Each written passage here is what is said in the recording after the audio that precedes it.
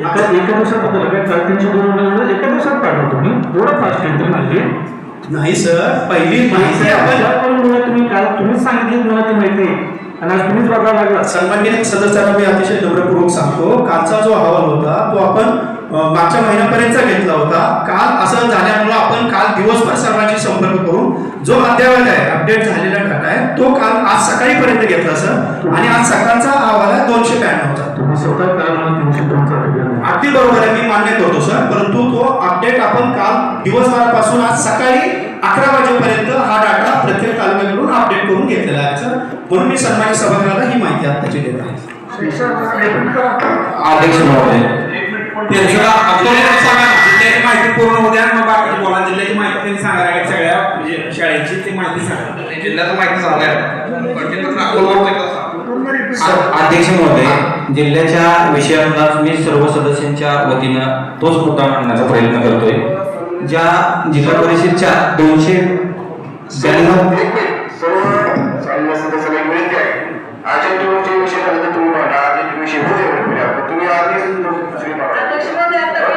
विषय निघालाय म्हणून अध्यक्ष साहेब ऐका ना, विषय निघालाय म्हणून सर्वांच्या वतीने सगळ्यांचा प्रश्न एकच आहे.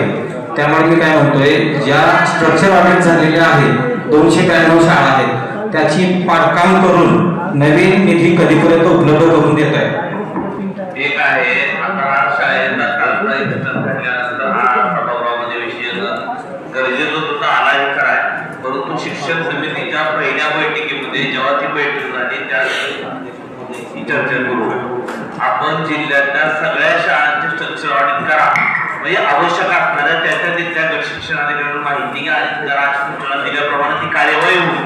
तो डाटा तर शिक्षणाधिकारी महोदय आपल्यासमोर पाठवते. हा पूर्ण जिल्ह्याचा डाटा आहे, विधानसभा वाईज तालुका वाईज डाटा आहे.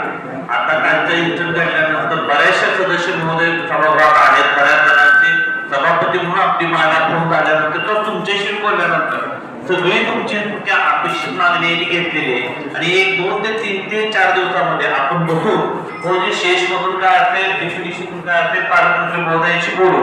बऱ्यापैकी सगळ्या काही शाळा असतील दुरुस्त्याचे नवीन खोले असतील त्याचं प्रॉपर प्लॅनिंग सगळं जिल्हा परिषद आदरणीय अध्यक्षांना डिस्कस करून किंवा सर्वांशी डिस्कस करून शिक्षणाधिकारी असतील किंवा त्यांच्याशी सगळ्या खाली गट शिक्षणाधिकाऱ्यांशी बोलून ते प्लॅनिंग आपण प्रॉपर करणार आहे. सगळ्या सदस्य महोदयांची जी काही निवेदन आहे ती स्वीकारलेली आहे. त्या पद्धतीने कार्यवाही सगळी ह्या 2 ते 3 ते 4 दिवसामध्ये प्रॉपरली होईल आणि ते करणं गरजेचंच आहे. आणि त्या पद्धतीने त्याच्या प्रशासकीय मान्यता पुढच्या 15 दिवसात होऊन जाते. अध्यक्ष महोदय आणि प्राथमिक शाळा म्हणजे खोल्या गरजेच्या आहेत. आम्ही वारंवार मागणी करीत आहोत, परंतु त्यासाठी निधी मंजूर प्रस्ताव केला आहे, परंतु त्यासाठी तरतूद नाही, कारवाई नाही याचा विचार व्हावा. तसेच विद्यार्थ्यांना निकृष्ट गणवेश दिला आहे. भोसेमध्ये गावडेवरती 2 वर्ग खोल्या मंजूर आहेत. काम सुरू करून थांबवले आहे, परंतु त्याचा निधी परत देण्याचे सांगण्यात येत आहे. पर्याय केलेले सोयीचे पत्र आणि हे नागरिक आहे, धोकादायक आहे आणि संबंधित ठेकेदाराने विलंब केल्याने निधी परत केला आहे. याची चौकशी करावी व संबंधित शाळा बांधकाम तपासून निधी तरतूद करावी व संबंधित ठेकेदार यांना काळ्या यादीत समाविष्ट करण्यात यावा. सन्माननीय सदस्य कल्याण सन्माननीय अध्यक्ष, कालचा जो आपला बदलाचा विषय होता अकोट तालुक्यातला, तर प्रथम तर मी प्रशासन आणि लोकप्रतिनिधी तिथं वेळेवर केला.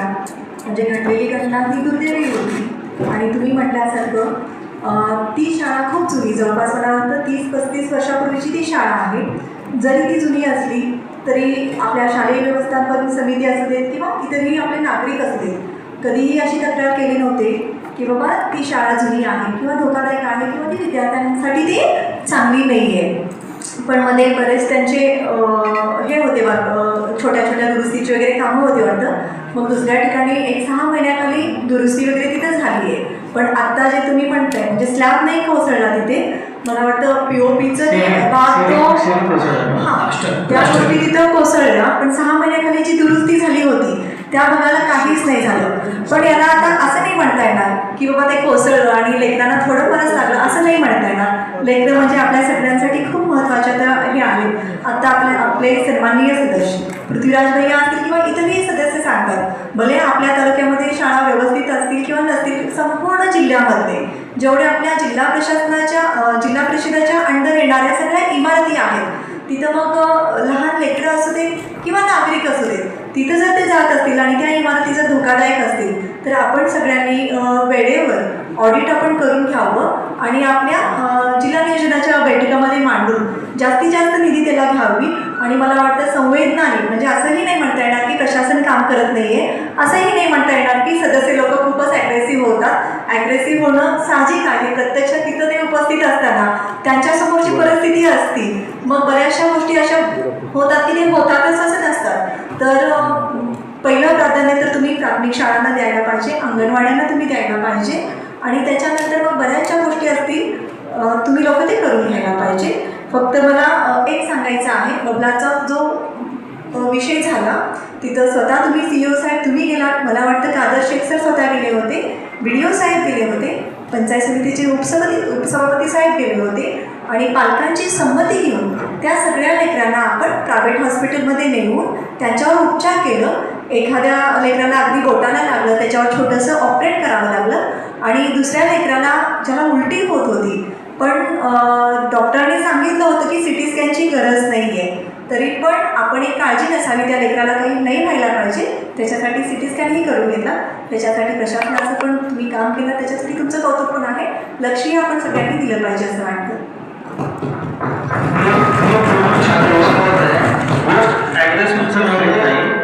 मला एवढंच म्हणायचं आहे की 3 महिने पाठपुरावा केलेला आहे, पण तिथं आपल्या यांच्याकडनं आता निधी दिसायला लागली पेपर होती, अगोदर मनाची निधी नाही आहे, मला कारणीभूत कोण आहे? मला वाटतं जरा प्रशासनातले जे अधिकारी आहेत, शिवराज भैया काय म्हणतात ते ऐकून घ्या, तुम्ही पण समजून घ्या आणि दादांना कोणत्या त्यांच्या अडचणी आहेत तर त्यांनाही ते समजून सांगा. आणि कुठे वाटत असेल की बाबा ही कामं खरंच होत नाही आहेत तर ती कामंही त्यांनाही, म्हणजे आम्ही सगळे सदस्य म्हणून, शेवटी आमच्या सगळ्यांचा तो तालुका आहे, आम्ही सगळे 9 सदस्य एकत्र मिळून आपण सगळे एकत्र मिळून काम करूया, भैया काही अडचण नाही आहे.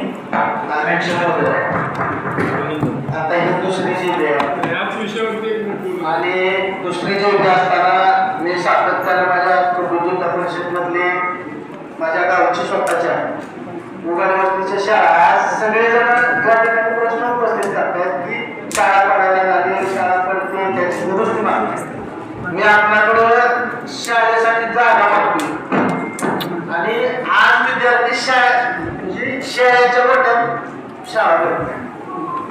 पाठपुरावा किती दिवस करायचा असतो, त्याचं फॉलोअप किती घ्यायचा असतो, 6 महिने झाले. शेवट तुम्हाला स्वतःला मी पत्र दिलं, तुम्ही आल्या तुमच्या अगोदर जंगम साहेब होते, त्यांना पण दिलं होतं, तुम्हाला पण दिलं. तुम्ही आल्यानंतर सभापती महोदय सातत्यानं कॉन्टॅक्ट करतोय.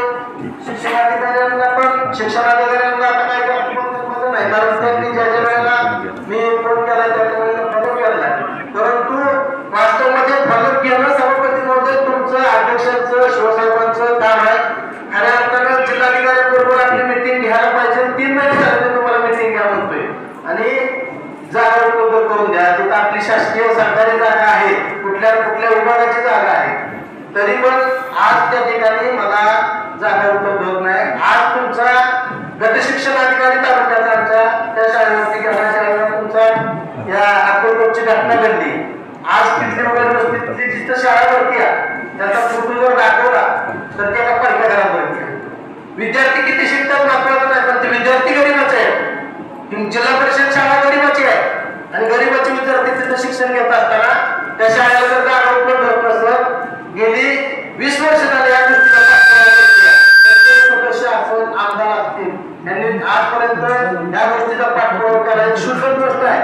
माझी प्रशासनाला विनंती आहे, तुम्हाला विनंती आहे की जर तुम्हाला जागा उपलब्ध करून देत होत नसेल तर किमान आता असा एक ठराव त्या ठिकाणी घ्या की तिथल्या खाजगी जागा घ्या, ते भाड्याने घ्या, तिथं शेड मारा तात्पुरत्या स्वरूपात. जोपर्यंत तुमच्याकडे जागा उपलब्ध होत नाही तुमची स्वतःची, तोपर्यंत खाजगी जागेचं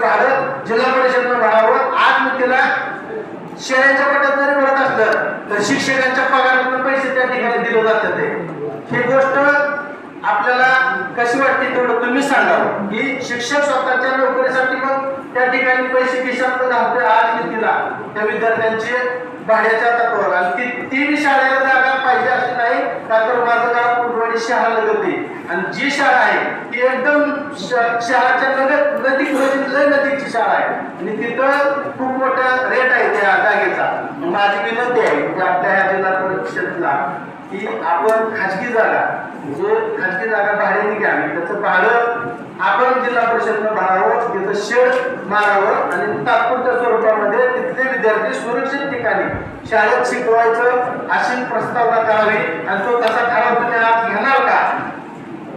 आदरणीय सदस्य महोदयांचा विषय असा आहे त्यांची परिस्थिती तशी आहे त्यांनी वारंवार शिक्षणाधिकारी असतील किंवा सभापती म्हणून आमच्याकडे पाठपुरावा केल्यानंतर तिथं दुसऱ्या डिपार्टमेंट मी इरिगेशन डिपार्टमेंटचा प्रेमायसेस काय तिथे अवेलेबल आहे तो सध्या आपल्याला काही शेअर आहे ते वापरात होऊ शकतो तशा संबंधित पत्रव्यवहार जे आहे ते प्रशासनानं आदरणीय म्हणजे शिक्षण अधिकारी साहेबांनी संबंधित प्रशासनाला केलेला आहे आणि तुमचा जो मुद्दा आहे तो मी आपल्यालाही चर्चा केली होती पालकमंत्री महोदयांशी बोलून विखे पाटील साहेबांशी बोलून तो वैयक्तिक विखे पाटील साहेबांशी सभापती म्हणून मी फोनवरती बोलणं केलं तर संबंधित पत्र आदरणीय प्रशासन तर प्रस्ताव दिलं होते जिल्हा परिषदेकडून परंतु स्वतः आपण पालकमंत्री महोदयांसोबत समजून जाऊ की नजीकच्या पुढच्या आठवड्यावर मागच्या 15 दिवसांची चर्चा झाली होती की पुढच्या आठवड्यामध्ये मी स्वतः की त्या पद्धतीचा फॉलो घेऊ संबंधित डिपार्टमेंटच्या मंत्री महोदयांना कन्व्हिन्स करू आपण ती जागा उपलब्ध करता येते का यासाठी जिल्हा परिषद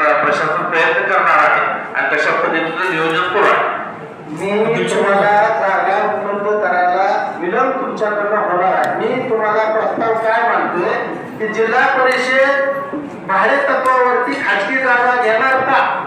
हे काय सदस्य महोदय खाजगी जागा भाडे तत्वावर घ्यायचं झालं तर त्याची जी प्रक्रिया जी आहे खाजगी जागा भाडे तत्वावर घेणे ती प्रक्रिया व्हायला लागणारा कालावधी त्याला रेट आणि तो शासकीय प्रोसिजर करायला वेळ आहे तो वेळ पाहता आणि आपण प्रशासनाशी संपर्क केल्यानंतर संबंधित मंत्री महोदयांनी जर खाली प्रशासन आदेश दिले आता ते डिपार्टमेंटचं मुख्य अभियंत्याचं कार्यालय पण सोलापूरमध्ये झालंय मंत्री महोदयांनी मागच्या 15 दिवसापूर्वी उद्घाटन केलेलं आहे त्या कार्यालयाला आर्थिक मुंबईला घालावा लागणार नाही सोलापूर स्थित कार्यालयामध्ये येत्या सोमवारी शिक्षणाधिकारी महोदय असेल तुम्ही स्वतः या मी स्वतः येतो सेवक साहेब आपण जाऊन त्याच्यावरची प्रक्रिया काय करता येते ती बघू आणि मंगळवारी कॅबिनेट लागलं ते आपण त्या दिवशी ज्यावरशी चर्चा करू आणि आपण काय ही जी तुम्ही खाजगी तत्वावर घेण्याबद्दल जिल्हा परिषद आणि सेवक साहेबांच्या अध्यक्ष महोदयाची प्रमाणित घेण्याचं शिक्षण आहे गरज आहे परंतु त्यासाठी प्रक्रिया लागणारा वेळ आणि आपण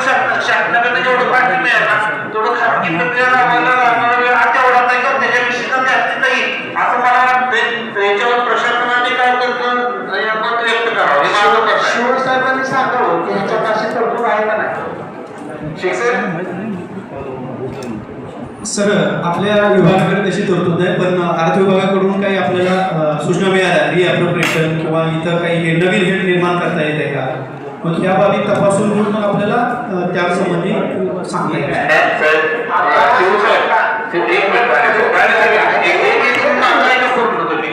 मी काय म्हणतो होत आहे आदरणीय सदस्य महोदय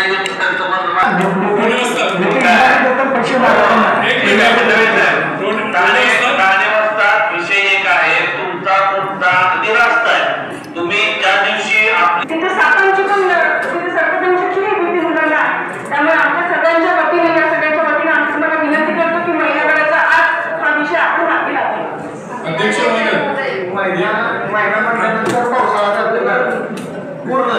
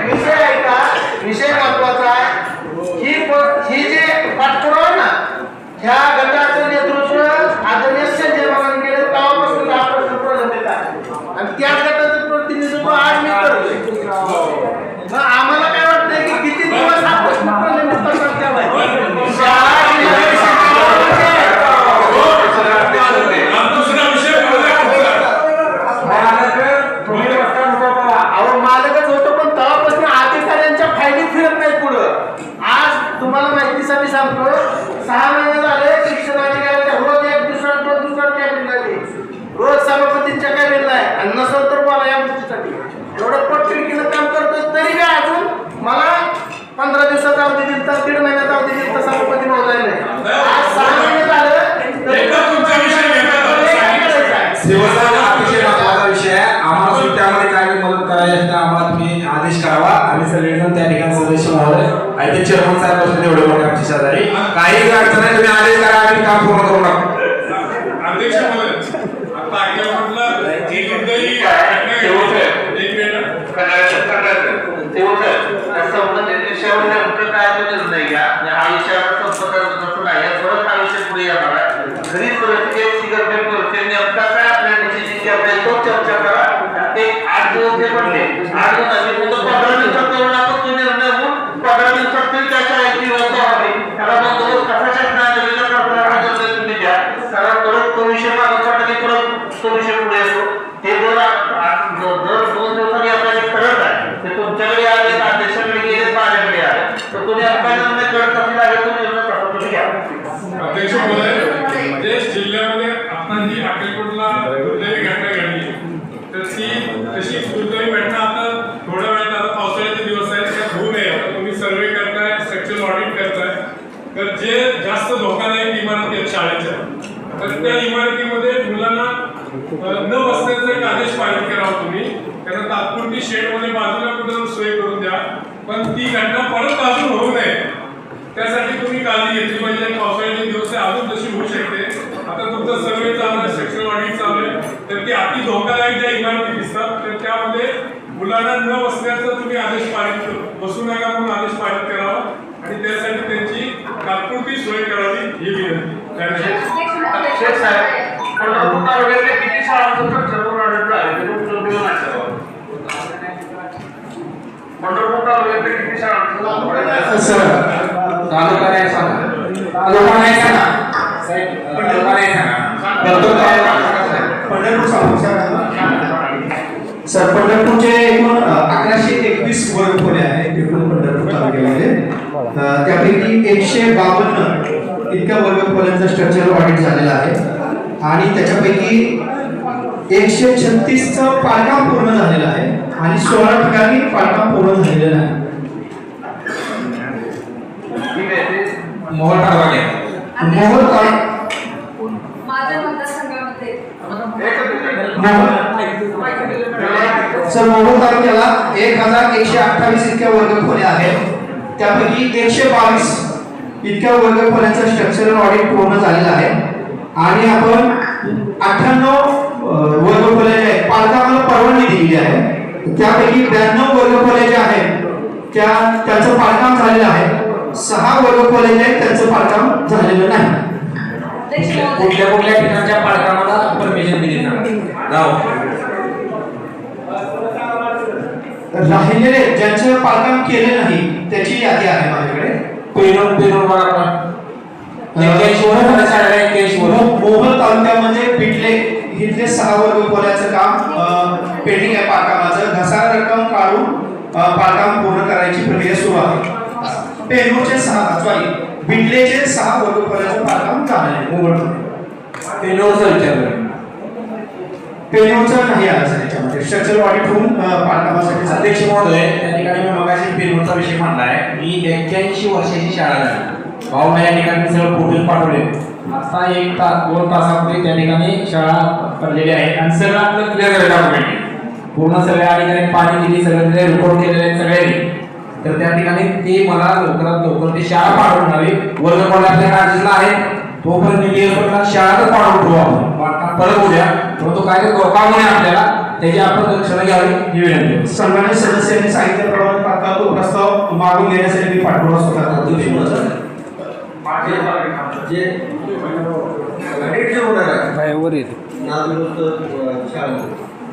सदस्यांना माहिती पाहिजे काय माहितीच नसते आता 1919 ची शाळा आहे मुलीला त्या शाळेत आली ते 1919 आणि डांबरीच्या एकदम कडला शाळा आहे आणि माझ्या गावातलं ते पण शाळा 1919 आहे त्या शाळेत नावदुरुस्तीचं प्रस्ताव तयार करायला सांगितलं मुख्याध्यापकाला, तर पंचायत समितीने पत्र काढलं तुमच्यावर कारवाई काढून घेऊन.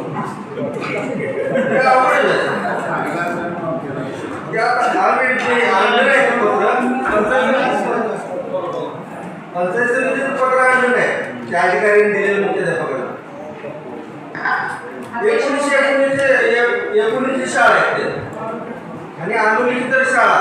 आता रस्ता रुंदीकरण केलं ना मला त्याच्या एकदम घासूनच रस्ता जातो. त्याचं आधी करायला सांगितलं तर ते केलं. आदरणीय अध्यक्ष महोदय, मी स्वतः या बाबतीमध्ये गटशिक्षण बोलून प्रस्ताव प्राप्त करून घेऊन काय परिस्थिती मी स्वतः पाहतो याच्या बाबतीमध्ये आणि सर्व सर्वांनी सदस्यांना गटशिक्षणाधिकारी यांच्याकडून त्यांच्या गटामध्ये जी काही सद्यस्थिती आहे ती देण्याबाबत सूचना देतो. सोमवारपर्यंत अध्यक्षांना माहिती जे ऑडिट होणार आहे शिवसाहेब हे सर्व सन्मानित सदस्यांना माहिती पाहिजे बाबा हे ऑडिटला येणार आहे, जी टीम तिथं ऑडिटला येणार आहे ती सदस्यांना माहिती पाहिजे. ठीक आहे. सदस्यांना मी आपल्या सगळ्यांना जी आदरणीय अध्यक्ष शिक्षणाधिकारी आणि सगळ्या सदस्य सगळ्यांसमोर तुम्हाला सांगतो की ह्या ऑडिट संदर्भातला जो स्वच्छ ऑडिट हा विषय पहिल्या आमच्या शिक्षण समितीच्या बैठकीमध्ये जे सदस्य ते शिक्षण समितीची उपस्थित नाही अवगत आहे घेतलेला आहे. पण आदरणीय शिक्षण अधिकारी साहेब तुम्हाला या पद्धतीने तातडीनं आजपासून आजच्या मिटिंगच्या दिवसापासून 3 आठवड्याच्या आत संबंधित जिल्हा परिषद सदस्यांची त्या कुठल्या शिक्षणाधिकाऱ्यांच्या नेमची भेट घेऊन किंवा यांना ऑफिसमध्ये बोलून काय शाळा कुठल्या शाळा सर्व स्ट्रक्चर आणि पुढच्या आवश्यक असणाऱ्या शाळा त्यांच्याकडनं त्यांच्या नेतृत्वावर घ्या आणि त्या शाळांचे ऑडिट झाले तर शेतकऱ्याला झालेले काय नसतील तर राहिलेले ऑडिट करून घ्या आणि तो अहवाल हा आदरणीय जिल्हा परिषद अध्यक्ष शिवसाहेब यांच्याकडे अवगत करा आणि आपल्या समितीमध्ये जे काही जिल्हा नियोजन मधून उपलब्ध होणारा निधी शेत मधून उपलब्ध होणारा निधी त्याच्यात कशा पद्धतीने आपल्याला जिल्ह्यातील सगळ्या शाळा घेता येतात नवीन कोड्या असतील जुन्या कोड्या शाळा दुरुस्ती असेल आणि काय कमी निधी पडत असेल तर आपण आदरणीय पालकमंत्री महोदयांकडे विशेष निधीची तरतूद मागणी करू ते करून जेणेकरून जिल्ह्याच्या कुठल्याही शाळेमध्ये भविष्यात अशी दुर्घटना होणार नाही किंवा शाळेवर कोणत्या असण्याचा निर्णय एकतर्फी म्हणजे आता मी तुम्हाला सांगतो वारंवार ते विषय प्रत्येक सदस्यांनी ज्या मतदारसंघाच्या अशा पद्धतीची कारवाई ही आजच्या मीटिंग नंतर 3 आठवड्यात केली जाईल. तशा पद्धतीने स्ट्रिक्ट सूचना तुम्ही खाली शिक्षणाधिकाऱ्यांना द्या. आदरणीय अध्यक्ष महोदय, माझे सभापती महोदयांनी दिलेल्या निर्देशानुसार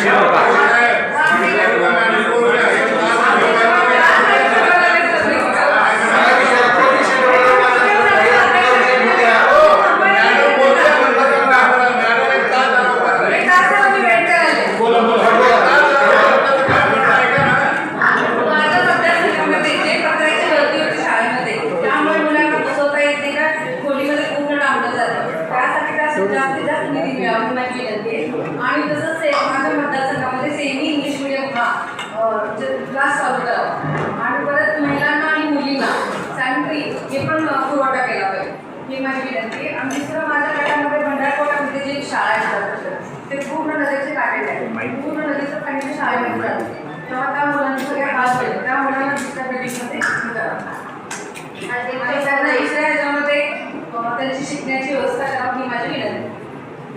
अध्यक्ष महोदय, मयुरी बागुलवार गटात माझ्या मतदारसंघात हवे तरडगाव जिल्हा परिषद शाळेत पट संख्या 150 आहे.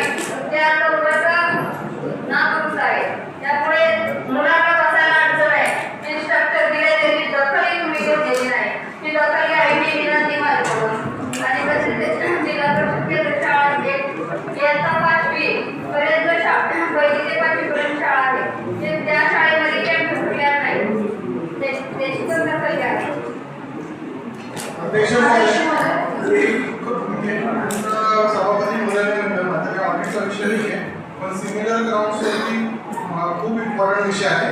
मला काही डायव्हर्ट करायचं नाही पण सभापती महोदय म्हणजे की ऑडिट होणार आहे सगळं होणार आहे तर एक महत्त्वाचा विषय म्हणल्यानंतर ना आपल्याला सगळ्यांना माहिती की आता मराठा आरक्षण चालू आहे व वेगवेगळे आरक्षण चालू आहे. तर जिल्हा परिषद प्राथमिक शाळेमध्ये जो जन्म दाखला असतो जनरल रजिस्टर हे SBC OBC साठी 1967 पर्यंत जावं लागतं आणि SC ST साठी 1950 पर्यंत जावं लागतं. मी माझ्या कार्यकर्त्यांचंच रजिस्टर इकडं झेरॉक्स मारून घेतलेलं आहे. तर हे थोडं आपण बघावं ही मला इच्छा आहे, कारण की उद्या जर ह्याला तुम्ही प्रूफ मागणार आहे तर हे आपण काय म्हणून प्रूफ करणार. म्हणजे सगळ्या शाळेचे हे रजिस्टर पूर्ण फाटून गेलेले, म्हणजे याचं काही प्रूफच होणार नाही. मग ह्याच्यानंतर तुम्ही जाब पडताळणी करणार कसं. आणि आता इतकं सिरियस होत चाललेलं आहे हे, तर ह्या संदर्भात काहीतरी आपण एक स्कॅनिंग एजन्सी जसं युनिव्हर्सिटीमध्ये वगैरे असते ती डिजिटल करण्याची मी सगळ्या सभागृहाला विनंती करतो, कारण की याची खूपच अडचण होत चाललेली आहे.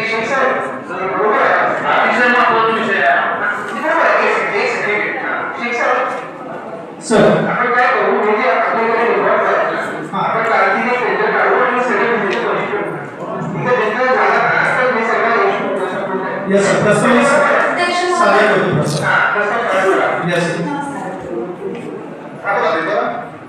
नमस्कार, मी जिल्हा परिषद सदस्य दक्षिण तालुका मंदूर गटातील. माझा प्रश्न असा आहे की जिल्हा परिषद प्रशासकीय काळातील मागील 3 ते 4 वर्षाखाली जिल्हा परिषद सेस निधी किती आले आणि कोठे खर्च झाले आणि सभागृहाला याची माहिती द्यावी.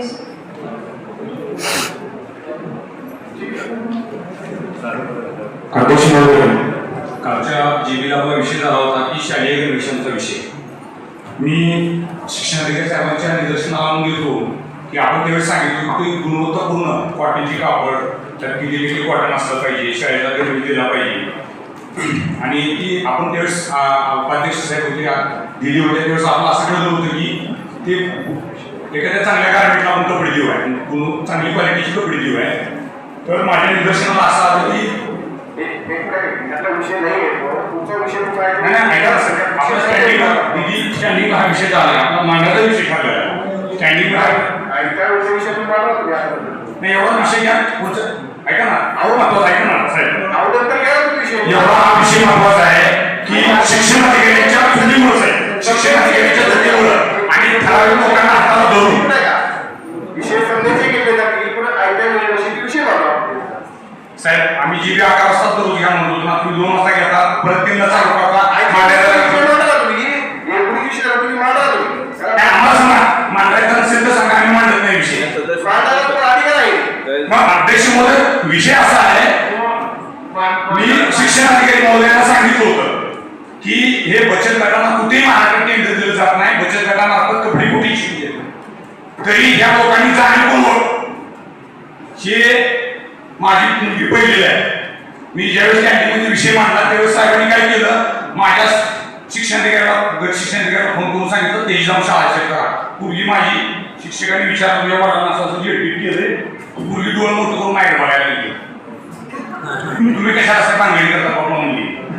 मला एवढं सांगायचं आहे की आपल्या चुका जाणवण्यासाठी तुम्ही आम्हाला स्टँडिंग मध्ये सांगितलं होतं की बचत गटात केंद्र दिलं जातं. मला एवढं सांगा हे प्रत्येक शाळा कोणत्या बचत गटातून कपडे शिवून घेते आणि ती मुलांना देते. साहेब याचा विषय असा आहे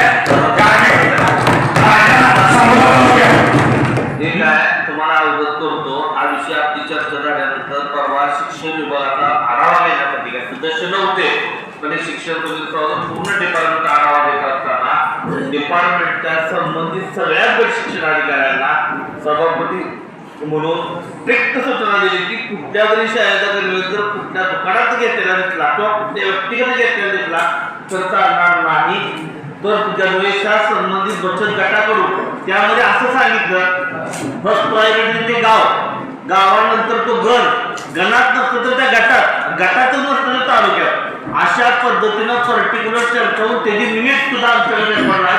अशी चर्चा मागच्या 4 दिवसापूर्वी झालेल्या आढावा बैठकीमध्ये स्ट्रिक्टली झालेली आहे आणि त्याची अंमलबजावणी स्ट्रिक्टली केलीच नाही. सभापती महोदय मला एवढं सांगायचं आहे, आपला तालुका सांगली जिल्हा गाठीचे आहे साईडला.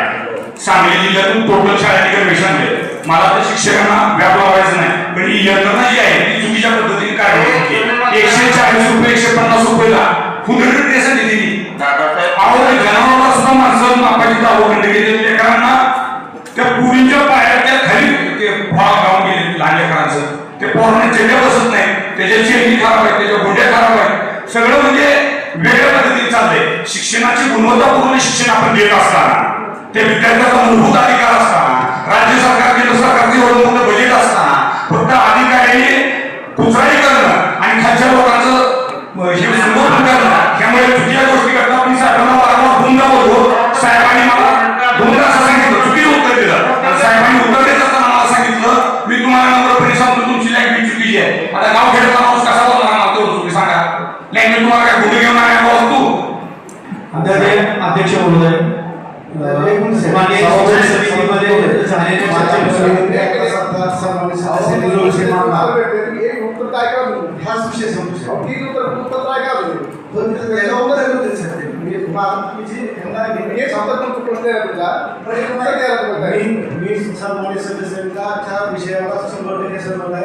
तर आपण महिला बचत गटांना आपण काम जर दिलं तर निश्चितच आपण मोठं महिला सबमिशन त्याच्या माध्यमातून तेही काम पहिला ठीक आहे.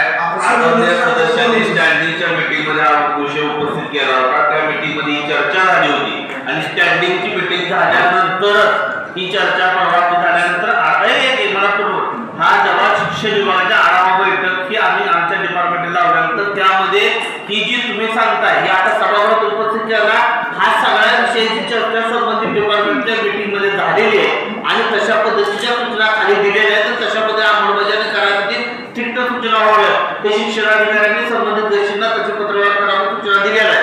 जे तुम्ही सांगताय ना, ही आता ही बैठक होती फार दिवस झाले, 4 दिवसापूर्वी ती बैठक झाली. तुम्हाला पेपरला बातम्या आल्या होत्या त्यांनी दिलेल्या, तुम्ही वाचले असते की शिक्षण विभागाचा आढावा बैठक म्हणून. त्या आढावा बैठकीच्या प्रत्येक गोष्टीचा आढावा घेतला आणि त्यानंतरही त्यांनी आपली आमची जनरल बॉडी झालेली 13 तारखेची बॉडी आहे. माझ्या मते तारीख 4 दिवसापूर्वी ती बैठक झाली.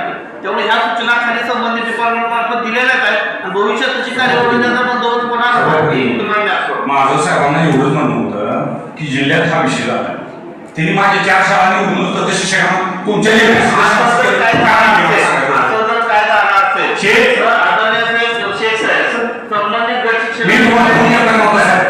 तुम्ही त्यांना सूचना दिले का त्यांनी ती कार्यवाही केलेली आहे. माझा गट पर्टिक्युलर पकडून माझ्या गावाच्या साईडच्या शाळा पकडून तेवढ्या शाळाचे काय मला विनंती अशी करायची, आपल्याला पुढचे विषय घ्यायचे. आदरणीय आपले सदस्य बोलून योग्यच मुद्दा म्हणतात. मला वाटतं याच्यावरती कन्फ्युजन आपण सगळ्यांनी मिळून यावं. मला असं प्रपोज करायचंय की पालकप्रतिनिधी म्हणून ते आपण आणि 2 अधिकारी यांची एक आपण कमिटी निवडावी आणि सदर कागदपत्र त्यांनी सादर करावी, कुठल्या बचत गटाला दिलं होतं ते, आणि जर त्याच्यामध्ये ते सदोष आढळले तर त्याच्यावरती कारवाई होईल, पण ती त्यांच्या आसपासच्या गावामध्ये नव्हतं, संपूर्ण फक्त आदरणीय सदस्य महोदयांना जे गट शिक्षणाधिकाऱ्याच्या दृष्टीने आहे ती तुमच्या सूचनेप्रमाणे अधिकार पर्टिक्युलर त्यांनी केले, त्याच्यामुळे सुद्धा तो योग्य आदरणीय अध्यक्ष महोदय, एकच मिनिटामध्ये सन्मानित सदस्य महोदयांनी जो मुद्दा उपस्थित केला त्याच्या अनुषंगाने आपण 4 ऑगस्टलाच माननीय स्थायी समितीमध्ये तशी चर्चा झाल्यामुळे लेखी पत्र सर्व गट शिक्षणाधिकाऱ्यांना काढलं की आपण कुठून खरेदी केली, प्रत्येक शाळा निहाय कुठून खरेदी केली याची माहिती आपण सर्वांना मागवली आणि सन्माननीय सदस्य जे म्हणतात की स्पेसिफिक मी असं सांगितलं आमच्या गट शिक्षणाधिकाऱ्यांना की सन्माननीय सदस्यांनी मुद्दा उपस्थित केला, तिथून तरी किमान कुठूनच मोबाईल अहवाल नाही आला पाहिजे. किमान त्या गटातून कुठलाही चुकीचा बोगस अहवाल पाठवू नका. तुम्ही खात्री करून व्यवस्थित अहवाल पाठवा, सर्वच पाठवा. परंतु विशेषतः सन्माननीय सदस्यांनी ती सगळी माहिती आहे त्यांनी अभ्यासपूर्ण तिथं सांगितलंय, चुकीचं कुठलं रेकॉर्डला येऊ नये किंवा चुकीची माहिती येऊ नये म्हणून स्पेसिफिक अशी मी त्यांना सूचना केली होती. आणि सर आपल्याकडे 2814 ज्या शाळा आहेत 41 नगरपालिका यांच्यासह त्याच्यापैकी 2438 शाळांनी बचत गटाकडून घेतलेला आहे आणि 403 शाळांचा जो अहवाल आहे तो त्यांनी बचत गट सोडून इतर ठिकाणी घेतलेला आहे. आणि शासन निर्णय जो आहे 29 मे 2026 त्याच्यामध्ये स्पष्ट सांगितले की गणवेशाची शिलाई स्थानिक बचत गटाकडून घ्यावी. म्हणून आपण सन्मानित शिक्षण समितीमध्ये स्थायी समितीमध्ये असं निवेदन केलं होतं की आपल्याला